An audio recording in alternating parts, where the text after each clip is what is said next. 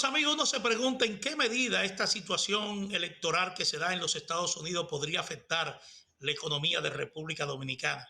Vamos a ver qué nos dice Henry Obrar sobre este tema en su comentario económico de este viernes. Adelante, don Henry.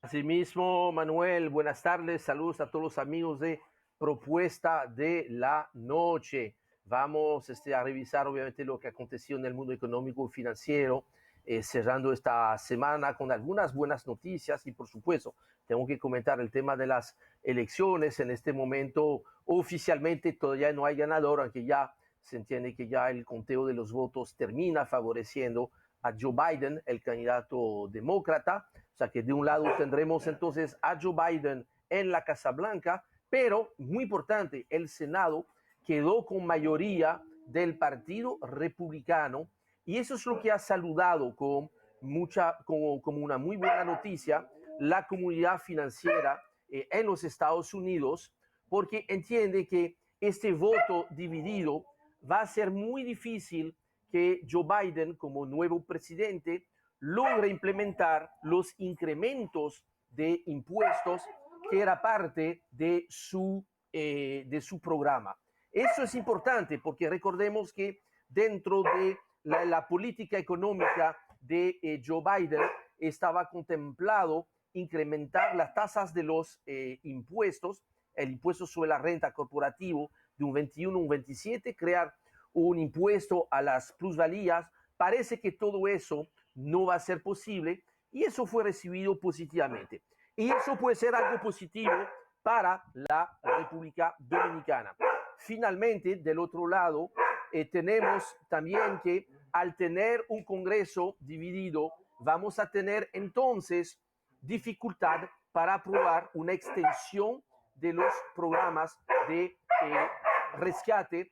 Me van a perdonar que ahí tenemos un inconveniente. Parece que hay una disputa entre un perro republicano y un perro demócrata en mi casa. Me crea mucha turbulencia, me van a disculpar.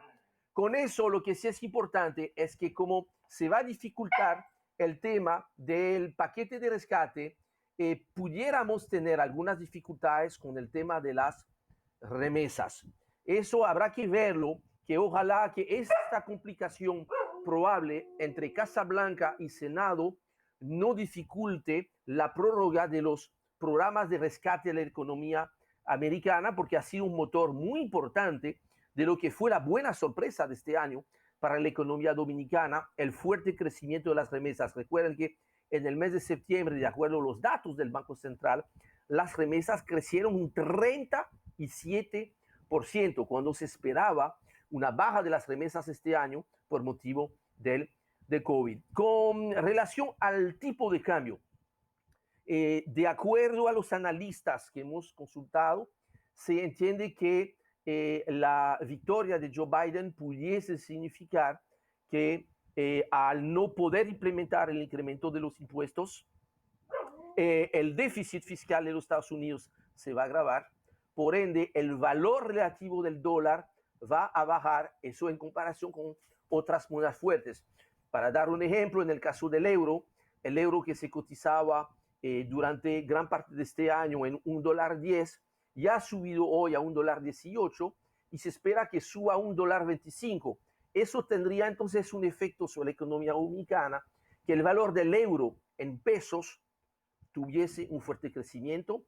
Y del otro lado, que no sería tampoco muy buena noticia, el hecho de que al bajar el valor relativo del dólar, como se lo hemos explicado muchas veces aquí en esta crónica, eso tendría tendencia a subir el valor del petróleo. Del mismo modo, la política probablemente menos pro industria petrolera de Joe Biden haría que eventualmente la producción de petróleo en los Estados Unidos pueda disminuir, lo cual sería otro factor de incremento de los precios. Pero ahorita lo que sí es importante ver que hay todavía un poquito de incertidumbre. Joe Biden va a ser el ganador del conteo. Eso ya solamente de los 5 estados que quedaba, solamente Carolina del Norte ganaría Donald Trump. Y eso se va probablemente ahora a los tribunales y esperamos pues que este clima de incertidumbre no provoca un resfrío en la economía de los Estados Unidos, porque ya ustedes saben, cuando a la economía del tío Sam le da resfrío, aquí nos puede dar neumonía. Así que esperamos que la calma vuelva a los Estados Unidos muy pronto. Hasta aquí mi comentario para el día de hoy. Les invito a que me sigan allá en mi cuenta de Twitter, @ZebrakH, especialmente esta noche con los últimos resultados de las elecciones de Estados Unidos. Regresamos este lunes, mismo lugar, misma hora. Hasta luego. Cuídense mucho. Manuel Jiménez, ya estamos con Iván Gatón, catedrático universitario, experto en temas internacionales, abogado, con quien vamos a conversar sobre una situación que nos interesa a todos, y es el proceso electoral que sigue en curso en los Estados Unidos, donde realmente se ha presentado una situación bastante reñida entre el candidato demócrata Joe Biden y el candidato a la reelección por el Partido Republicano, Donald Trump.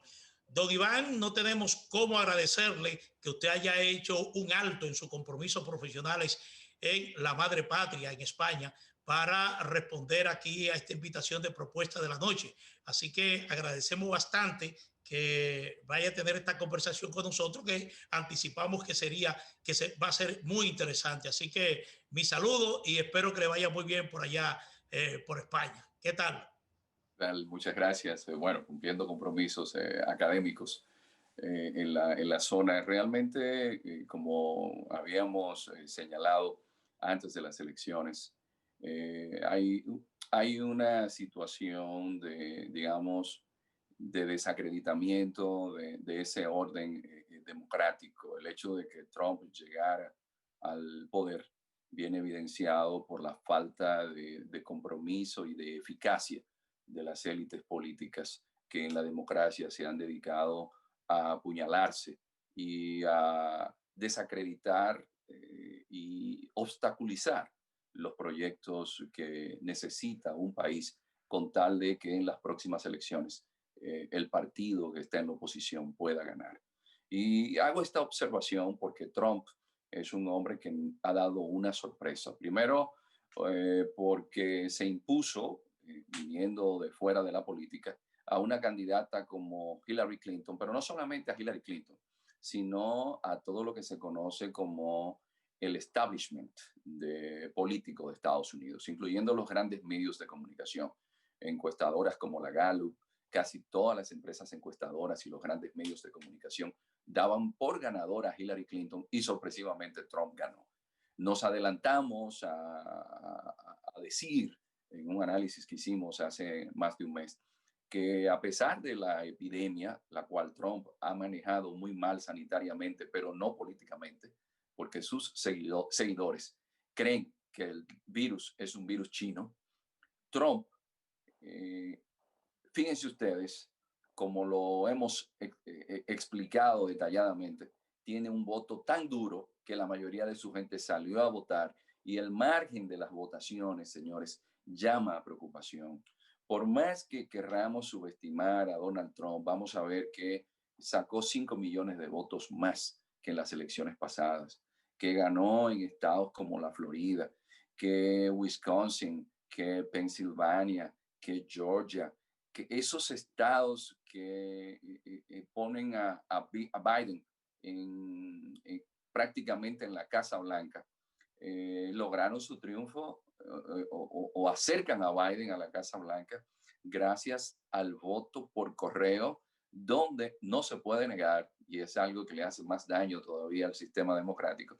En Estados Unidos hubo votos que no se puede justificar de dónde salieron. Y como ya Trump había advertido, el fraude, como él le llamaba, gracias al envío de las tarjetas o las boletas por correo, le iba a perjudicar. Es decir, que si hacemos un conteo de forma imparcial, porque es que Trump es una figura que digo, las elecciones serán un referéndum en contra de Trump, porque más que unas elecciones, era un referéndum de si Trump se queda o si comprobamos si él merecía estar en el poder, porque es un hombre que ha demostrado que si se iba a ese sistema de votación de Estados Unidos donde no se gana por mayoría, aunque Biden haya sacado la mayor cantidad de votos, si vemos cómo los votos fueron apareciendo, Trump, aunque pierda, es un ganador. Sí. Es decir, no deja de ser sorpresiva para todos los que miramos desde fuera de Estados Unidos la política, que un hombre que haya hecho la política que hizo de fracturación de la sociedad, de polarización, pero también de compromiso con los intereses del americano común y cristiano, sobre todo. Donald Trump evidentemente ha salido, aunque pierda, perdiendo, está ganando. Sí. Porque ha deslegitimado en gran medida todo lo que nosotros teníamos como paradigma democrático que es Estados Unidos, porque de verdad que lo que sucedió desde la campaña electoral, don Manuel, y ver ese frustratorio, digamos así, espacio de la del último encuentro entre Biden y Trump, fue realmente angustiante y doloroso para los que creemos en esos valores. Un vicepresidente de Estados Unidos insultando a un presidente y un presidente de Estados Unidos insultando a un ex vicepresidente. Sí, Iván, en las últimas horas todos los escenarios conducen ya a una posibilidad muy concreta de que Joe Biden ocupe la Casa Blanca a partir del 20 de enero. Por ejemplo, de los 5 estados en disputa que deciden esta elección, Joe Biden se ha colocado a la cabeza en 4 de ellos, incluyendo Pensilvania, de una manera muy estrecha, pero las posibilidades de triunfo se consolidan en la medida en que él vaya sosteniendo esa ventaja, repito, muy reñida, a excepción de Arizona, donde la ventaja no es tan larga, pero tampoco tan mínima. Ahora bien, evidentemente, como usted señala, el voto por correo ha sido el apuntalamiento del candidato demócrata, pero las agencias de prensa lo que están destacando es de que primero, este voto récord por correo pudo estar influido primero por la pandemia del COVID-19. La gente temerosa a que el agrupamiento le generara algunos niveles de contagio, decidió votar por correo. Lo segundo es que el voto por correo, usted lo sabe, no es un mecanismo nuevo en los Estados Unidos, es una tradición en los Estados Unidos. Y al parecer, como se ha mantenido esa tradición de que los demócratas son más inclinados a utilizar el voto por correo que el voto presencial. Y esto parece ser la clave para definir la contienda hasta este momento. Y por último, las grandes cadenas norteamericanas de televisión, a excepción de Fox News, están resaltando el hecho de que, aunque Trump habla de fraude, habla de que le están robando las elecciones, realmente no ha presentado ningún argumento sólido para demostrar. Pero la verdad es que Trump ha tenido siempre toda la gran prensa estadounidense en contra. Ha tenido siempre también a los grandes periódicos de Estados Unidos en contra. Ha tenido incluso a la industria tecnológica en contra. Y evidentemente que Trump tiene razones sobradas para que sus seguidores, que son fanáticos, polaricen más la situación en Estados Unidos. Estamos en una encrucijada, don Manuel. Esto hay que verlo en una perspectiva de más largo plazo. Que un país como Estados Unidos se encuentre tan enfrentado políticamente, eso es una demostración ominosa de lo que espera a ese mundo occidental, el cual hemos venido refiriendo, que ha perdido un poco el rumbo y sus instituciones incluso, y más en un país como Estados Unidos, se ven cuestionadas. Esto yo creo que es lo doloroso del sistema. Aquí todos perdemos. Y cuando veamos a los seguidores de Trump argumentar, no podemos pasar por alto que no dejan de tener razón también. Todos estamos mirando desde el lente de medios de comunicación que favorecen más al mundo demócrata. Ha sido así desde antes de las elecciones pasadas. Es más, don Manuel, si lo vemos ahora, todas esas grandes empresas de comunicación, decían que Biden iba a arrasar. Y fíjese usted a dónde Trump ha llegado. Es decir, que el fenómeno político que es Trump y la situación en la cual se encuentra la clase política tradicional estadounidense, y esto hay que tomarle la palabra a Trump.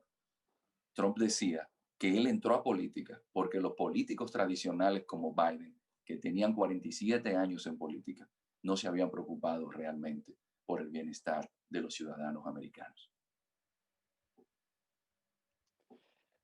Don Iván, en medio del cuadro que se está viendo, en medio de las impugnaciones que ha presentado el equipo de Trump ya en varios puntos, las cuales en su mayoría han sido desestimadas por las cortes, tales como las solicitudes que ellos hacían de que se suspendieran los conteos. En medio de todo eso y en medio de lo que está ocurriendo en Estados Unidos, ¿qué busca el presidente Trump cuando plantea situaciones como los reconteos y cuando hace denuncias de fraude y otras cosas que ha estado planteando desde el martes? ¿Qué busca el presidente Trump? ¿Cuál es su estrategia?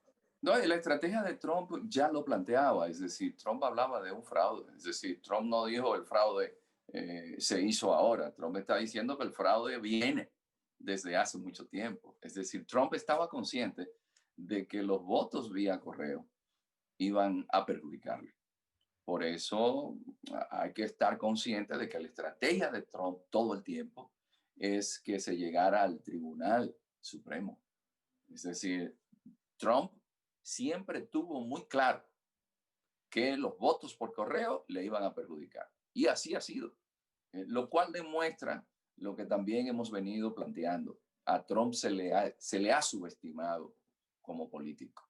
Y aunque no venga de una clase política tradicional, Trump es lo que en la visión aristotélica se llama zoon politikon, es decir, el animal político, el hombre de las garras políticas, que sabe hacia dónde debe dirigir sus esfuerzos.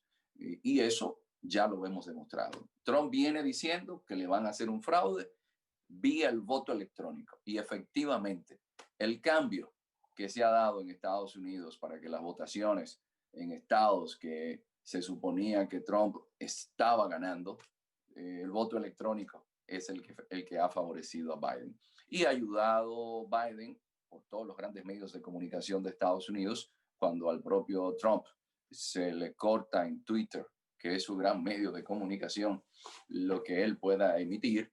Y entonces los demás medios de comunicación se atreven a cortar al presidente de los Estados Unidos mientras está dando un discurso diciendo que esas noticias no son verdaderas. Eso demuestra también algo que es importante que nosotros tomemos en consideración. Hay una fuerte pugna en las manos que mecen la cuna del poder económico y político dentro de los Estados Unidos. Y eso es preocupante para el mundo en todo su conjunto. Pero, don Iván, usted conoce la sociedad norteamericana, reputada como la democracia más sólida y de una fuerte institucionalidad. Es decir, en Estados Unidos, sencillamente, la ley es el imperio. Cuando se hace denuncia de fraude, lógicamente tienen que aparecer las pruebas, porque si no aparecen las pruebas, usted no tendría ganancia de causa en las cortes y mucho menos en el Tribunal Supremo, aunque la composición de ese tribunal de alguna manera favorece a Donald Trump en términos numéricos, pero habría que ver hasta qué punto esa Corte Suprema estaría dispuesta a jugar de su prestigio y tomar una decisión en favor de Trump cuando hasta ahora no se ha presentado la más mínima prueba de que ha habido un fraude. Pero usted dice que el fraude se hizo antes, es decir, que Trump lo planteaba antes. Lo que dice Donald Trump, que el fraude se hizo antes. ¿Cómo se podría determinar que hubo todo un proceso fraudulento previo a las elecciones a través del voto por correo? Porque habría que identificarse entonces que la gente que previamente se registró para votar por correo o que de alguna manera lo ha hecho de manera tradicional en cada elección de los Estados Unidos, aumentó el número o que, como se dice ahí, que se utilizaron personas ilegales, que incluso hasta muertos votaron, es lo que se ha dicho por las redes sociales, algo muy parecido a lo que se denuncia con frecuencia en América Latina en este tipo de procesos. Es decir, yo diría, ¿hasta dónde quiere llegar el presidente Donald Trump en un marco donde la sociedad norteamericana está profundamente dividida y en una situación de tensión como el que se está viviendo actualmente en los Estados Unidos? No, por eso también hay que verlo desde la perspectiva del presidente Trump, porque aquí se está jugando, y es lo que quiero resaltar, se está jugando el poder en el imperio, el gran imperio que tiene el planeta. Es decir, que no es poco lo que se está jugando. Y Trump apostó en toda la campaña a que o él ganaba o arrebataba. Es decir, hay una frase de Donald Trump que es reveladora. Trump decía, la gente está acostumbrada a perder, yo no. Eso es importante, eso lo está diciendo un presidente de Estados Unidos. Y aunque no estemos del lado de Trump, en Estados Unidos las elecciones no son tan santas como parecen. Y cuando él tiene un equipo de abogados y inmediatamente terminan las votaciones, comienza a solicitar a través de la internet a toda esa gente que ellos tienen identificados que podrían favorecerle, pidiéndole dinero, donación de $5, por ejemplo, para financiar los gastos legales. Eso fue en la misma noche de las elecciones. Ya Trump, toda su estrategia estaba diseñada en que esto se va a resolver en los tribunales. Es porque Trump sabía que el poder se lo iban a querer quitar, pero que él no se lo iba a dejar arrebatar. Por eso es Pensilvania un punto fundamental, por eso es Wisconsin otro elemento fundamental, por eso es Georgia, por eso es que ese poco margen de voto, quieras o no, pone en cuestionamiento la democracia en Estados Unidos. ¿Por qué? Porque es que a Donald Trump todas las encuestadoras lo ponían mucho más lejos del poder, de los votos que realmente ha obtenido. Es que no queremos admitir Perdón, Iván, que el hombre ¿qué sucedió con Hillary Clinton cuando la elección de y lo, entonces eso no, porque nosotros estamos analizando el tema desde la perspectiva de los grandes medios que favorecen a Biden, desde la perspectiva de nosotros que Trump como latinos nos ha despreciado, desde la perspectiva de los que apreciamos a un político moderado, de consenso, que cree en el multilateralismo. Pero si lo vemos desde el americano, redneck, si lo vemos desde ese americano cristiano calvinista que dice Trump, primero Cristo, después yo, y el margen de voto es tan mínimo que pone en dudas a todas las empresas de encuestadoras de los Estados Unidos y a los grandes medios de comunicación.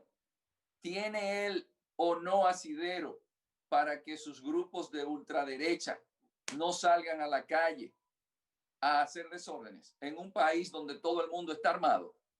Y aquí se está apostando, y ya lo veíamos en las imágenes de los medios de comunicación, como en la Quinta Avenida en Estados Unidos, los bancos, todos los negocios estaban con playbooks, esperando un desenlace fatal. Señores, las imágenes que nosotros estamos viendo en Estados Unidos son prácticamente de un estado de sitio, de un país que, como usted decía, su institucionalidad no debería estar en un nivel de cuestionamiento tal que se esté hablando de enfrentamientos entre demócratas y republicanos como si estuviesen esperando irse a una guerra civil.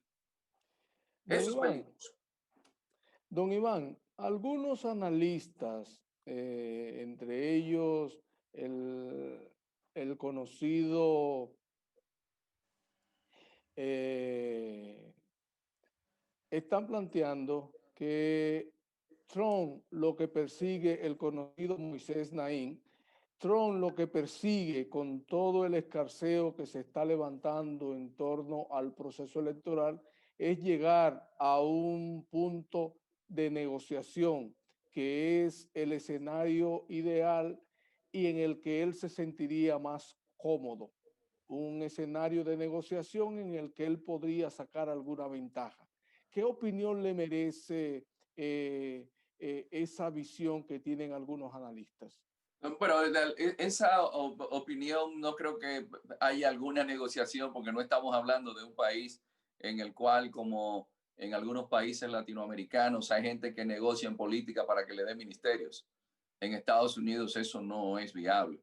Esa es una visión muy para Latinoamérica, pero no para un hombre como Donald Trump que no necesita estar en el gobierno para vivir bien, donde la élite política de nuestros países, si no está en el gobierno, tiene problemas para sufragar los gastos que tiene cotidianamente. No, Yo pero lo que...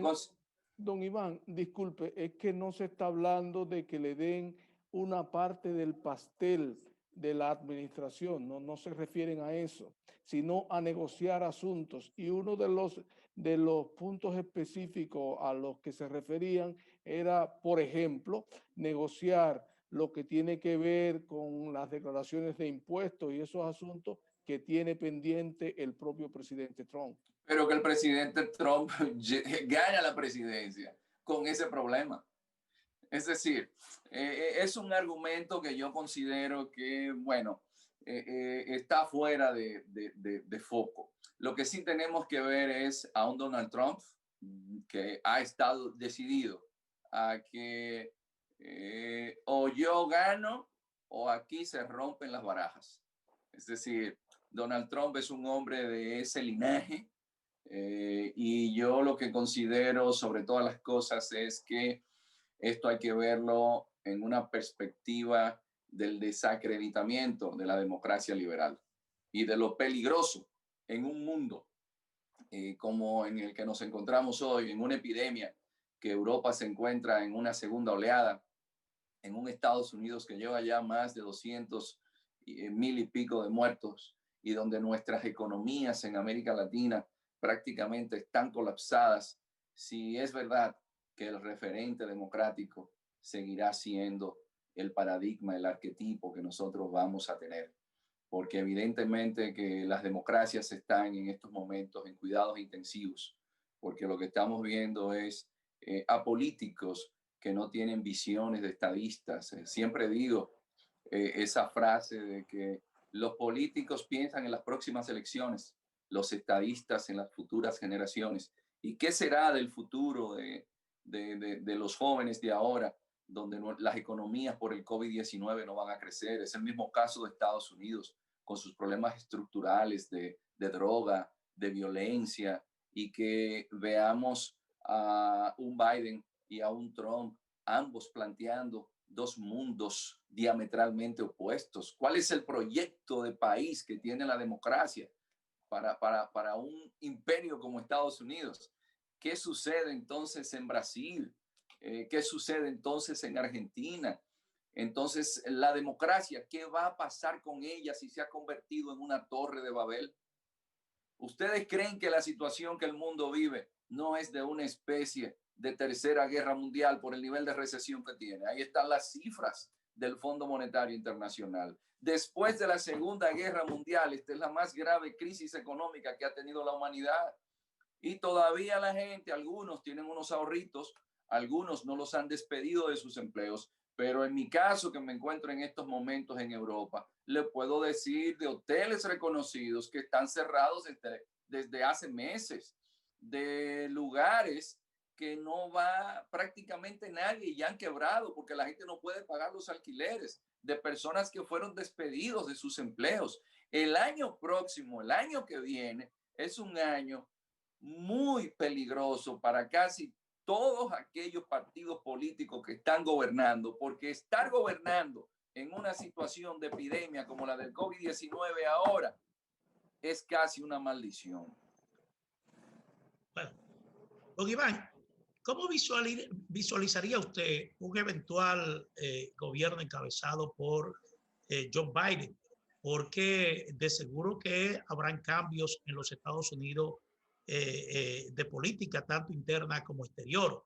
Por ejemplo, uno se estaría preguntando qué sucedería en las relaciones con China, que en el marco, digo, durante el gobierno de Trump ha sido una situación bastante tirante. ¿Qué cambios, por ejemplo, se estarían proyectando para combatir el coronavirus en los Estados Unidos? Porque los demócratas han sido críticos constantes de la forma en que Donald Trump ha enfrentado la pandemia. Pero igualmente, en el campo interno, ¿qué se haría para superar esta situación de división profunda que afecta a la sociedad dominicana, incluso con manifestaciones racistas muy peligrosas que se están poniendo en evidencia justamente en el marco de este proceso? Es decir, todas estas cosas, ¿cómo la estaría visualizando usted en un gobierno eventualmente encabezado por John Biden? Mira, Joe Biden ya había planteado en su discurso la línea multilateral de una nueva forma de Estados Unidos ejercer su hegemonía. El cuestionamiento que se le da a Biden es si en un mundo donde ya otros actores de las relaciones internacionales tienen una incidencia definitiva en varias zonas del mundo, podría llevarse a cabo. Pero evidentemente que con Biden el multilateralismo de Naciones Unidas podría tener un mayor peso nuevamente. Estaríamos viendo algo que todo el mundo ha estado esperando y es retomar el Acuerdo de París sobre el cambio climático. Estaríamos viendo otro abordamiento de las políticas en el Medio Oriente, más allá de las emergencias y las urgencias que tuvo Trump. Y de paso, estaríamos viendo también un mayor movimiento del complejo militar industrial, porque algo que hay que resaltar es que Donald Trump se alejó de las guerras, negoció con los talibanes, negoció con Kim Jong-un, porque a Trump no hay que ver tanto lo que él decía, sino lo que hacía. Y para los que están en contra de la agenda de LGTB, va a ser un duro golpe, porque los demócratas tienen una línea política donde ellos piensan que ser progresista es llevar el mundo íntimo de un ser humano como bandera para que se me dé una posición o un cargo, y es el tema de la agenda LGTB. Es decir, los demócratas han dado muchos fondos, incluyendo a República Dominicana, incluso para promover agenda transgénero. Entonces, ahora se da como progresista a todo aquel que enarbola la bandera de que por mi preferencia sexual a mí hay que darme una posición. Y eso no es así. Evidentemente, el ámbito de cuáles son sus preferencias sexuales no lo califican a usted para una posición política, no lo califican a usted para una posición ni siquiera privada. Eso entra al ámbito de lo privado.